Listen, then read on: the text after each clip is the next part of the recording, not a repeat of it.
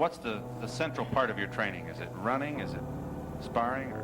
Central part is dodging the nightclubs and the parties and the girls. You want the truth? And being in the bed by yourself at 9 o'clock at night. And if you can get by that, you'll make it. Hey, Mohammed. That's the truth. Now, I'll tell you the truth. You talk all that running and hitting the bags and jogging and vitamins you want. Mr. Ali. Dodging ladies is the main thing. Mohammed. Especially when you're pretty like me. In biblical terms, the sin of lust is described as a self-centered desire for sexual pleasure or other gratification that disregards God's holiness and the honor of his people. I'll say that from my own experience in growing up from being a boy and trying to become a man. Lust is the thing that most men struggle with and or are controlled by. Not every man is gluttonous, has anger issues, or is greedy or lazy, but every man at some point in his life has most likely struggled with not even just sexual desire, but just a strong desire for what is forbidden or what they particularly aren't supposed to be indulging in. As an athlete, this can be really damaging to one's career, and today we're going to use an example of how lust destroyed one of the most disciplined and decorated athletes of our time, Tiger Woods. Tiger Woods is a 49-year-old golf legend considered to be the GOAT of golf. Unlike many, Woods was a child prodigy that actually blossomed into everything they thought he would be. At just age 15, he had at the time become the youngest winner of the U.S. Junior Amateur and later the U.S. Amateur. And following that, he dominated the NCAA at Stanford, going pro at the ripe age of 20 years old.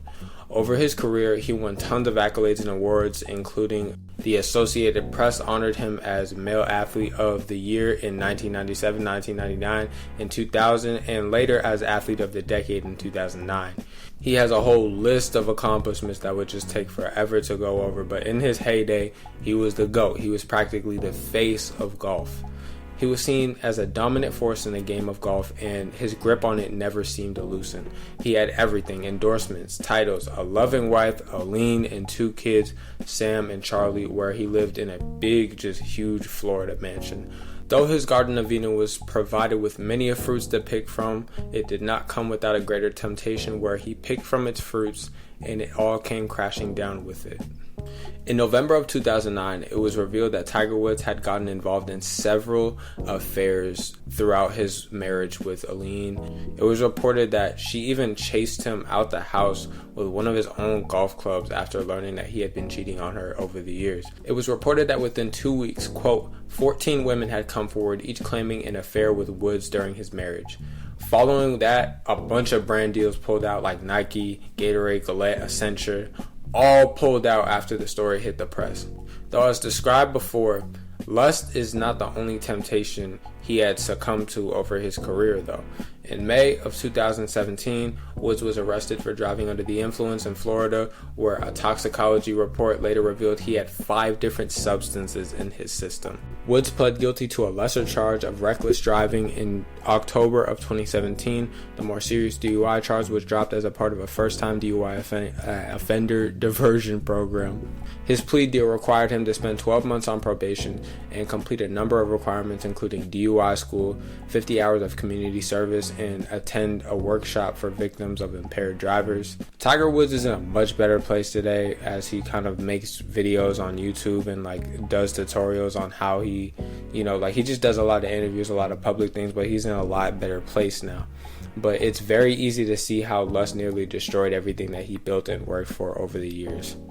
The story of Tiger Woods sort of tells this tale of an athlete standing at the objective point of mastery. I mean, he had everything. He had a legacy so many will never forget. It almost made, he was the most extreme example that even the best of the best of the best, one of the strongest and most skilled athletes of all time, isn't void of temptation. It was just God was just like you aren't immune, he wasn't immune. Just like God was oh, who's the best out of the best of the best? Okay, even he gets tested. And when you describe the devil to people, they typically go to the horns, like what a demon looks like, just like these mythical creatures that it's hard to see exist in real life, just because that's the way they're depicted in art, but we hardly see them, how they affect us in our own lives. And when you say evil, we think of like supervillains, like a guy petting his cat, or like talking about his plan to take over the world. Evil is not just Thanos about to snap away half the earth, or Dr. Doofenshmirtz. It's the temptations in our everyday life that we face. It's found in the things that break up families and shatter relationships, like drugs, alcohol, etc. These temptations we find so innocent and harmless come to do like real damage. So where this connects with athletics is a lot of the time, like, we are, as athletes, we are creatures of habit and get addicted to doing the same things over and over and over again really quickly. So we work so hard perfecting our craft and getting good within this sport. We're so tight and disciplined in this one specific area of our lives. It's really easy to just let everything else slip. Like, for him, that was cheating on his wife. For you, it may be like not doing any of your schoolwork because you get home from practice and you're like, nah, I'm not doing this, right? In no way am I saying that the two are the same thing or mean the same thing, but they both come from the same place of like, okay, I got this all tight, and then so like when it comes to this, I can kind of loosen the tie a little bit and slack off. Tiger Woods' story reminds us that no level of talent, discipline, or success makes us immune to temptation or distraction. Evil is not always a supervillain or come in these forms of how they're depicted in art and media.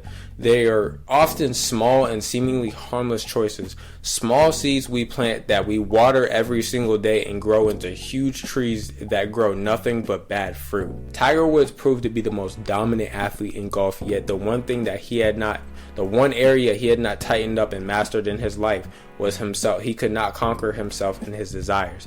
So the whole point of everything that I'm saying, to summarize, if I had to put it in one sentence, is don't be an athlete and build all these things for yourself and then ruin it because you can't control yourself, and you end up succumbing to vices and urges and throw all that away by not having the other areas of your life tightened. Like, just because, like, messing up one night because, I eat really bad but I run really good, and then you end up messing up a performance. Or you can't control your mouth, so you cuss out your coach and now you can't run anymore. It's like controlling the other areas that outside of just your potential and your efforts. So whether it's staying faithful in relationships, being consistent in school, or making wise choices away from your craft, being a true athlete doesn't just mean mastering your sport or your craft, but it means mastering yourself.